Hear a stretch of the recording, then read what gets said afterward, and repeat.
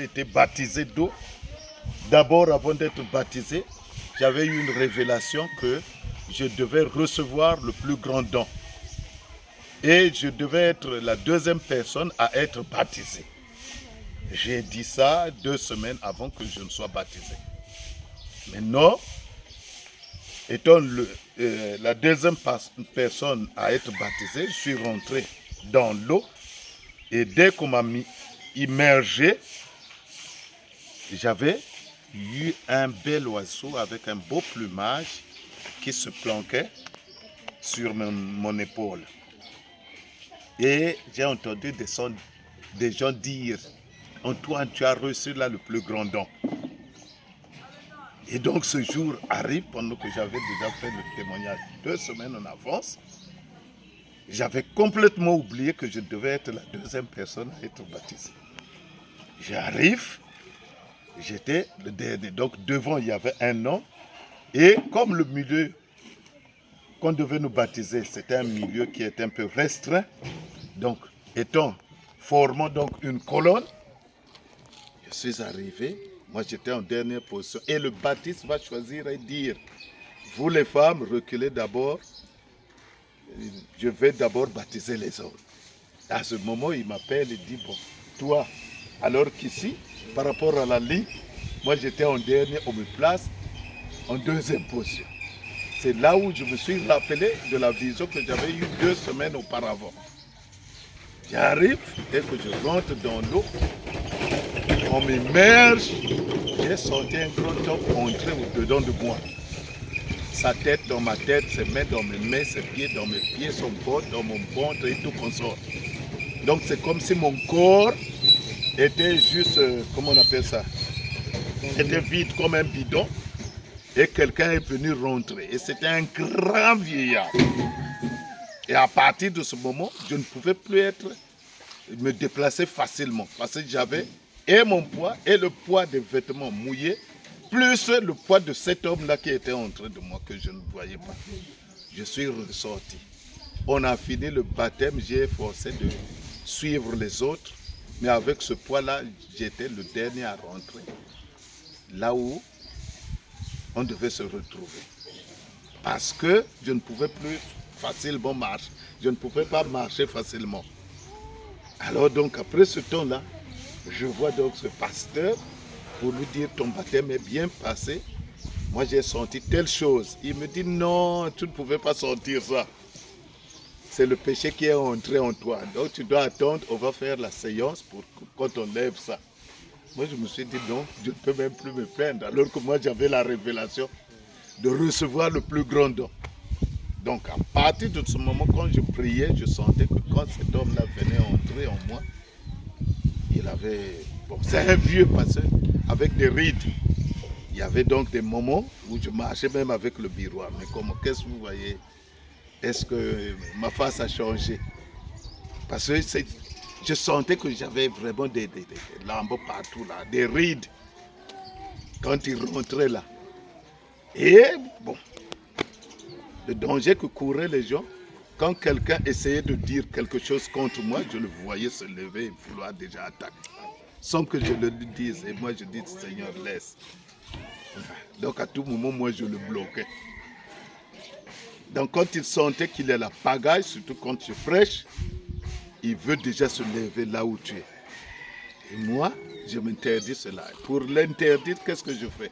Il faut éviter que je regarde là où il y a la pagaille. Dès que je commence à voir que là-bas il y a des troupes, je dois regarder un peu ailleurs. Il ne faut pas que je m'intéresse à fixer les yeux là, sinon il part déjà. Alors donc, les épreuves que j'ai eues après cela,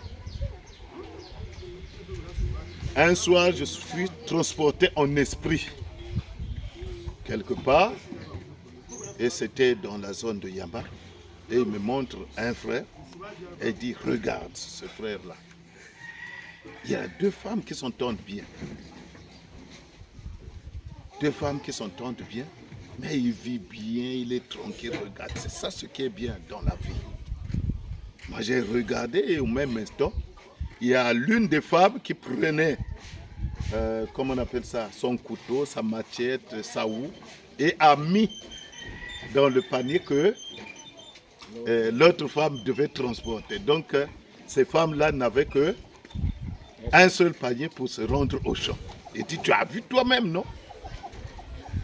Je suis resté un peu de temps, j'ai répondu, j'ai dit, Dieu a permis à l'homme d'avoir une seule femme.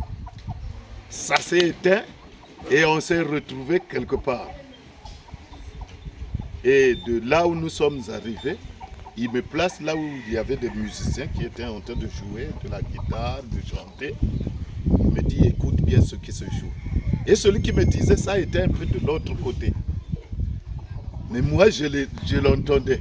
Écoute bien ce qui se joue. Je dis, mais écoute bien la guitare basse. Je dis, mais moi, je peux jouer ça. Il dit, effectivement, voilà pourquoi je t'ai amené ici.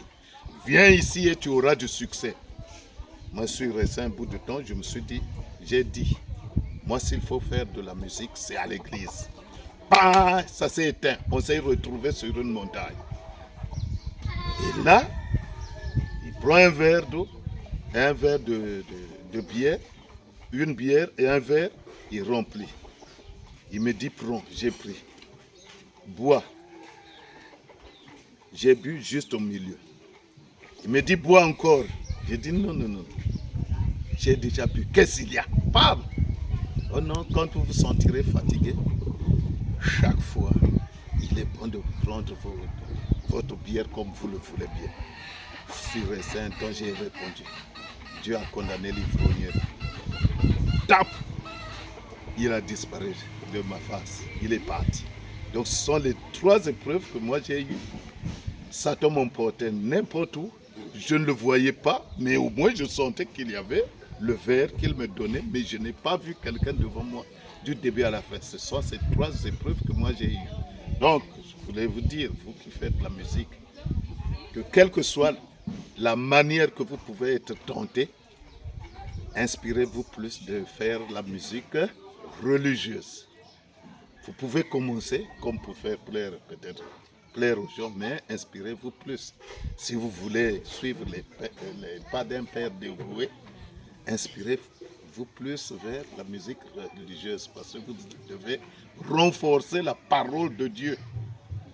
Là où vous ne pouvez pas prêcher, vous allez prêcher parce qu'on nous dit chanter, c'est prêcher 2 fois. Quand vous chantez 2 fois ou même plusieurs fois. Parce que chaque fois que les gens vont écouter vos chants, certaines personnes vont se convertir et changer de comportement. Voilà un peu le conseil que je tenais à vous donner. Vous deux, aujourd'hui, Kinziala souvient et Banga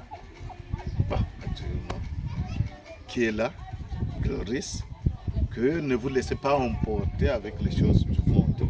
On peut y arriver, mais être prêt un jour à quitter. Il ne faut pas vous dire que ça doit t'emporter jusqu'à la fin de la vie. C'est juste un passe-temps. Merci beaucoup. Amen. Amen.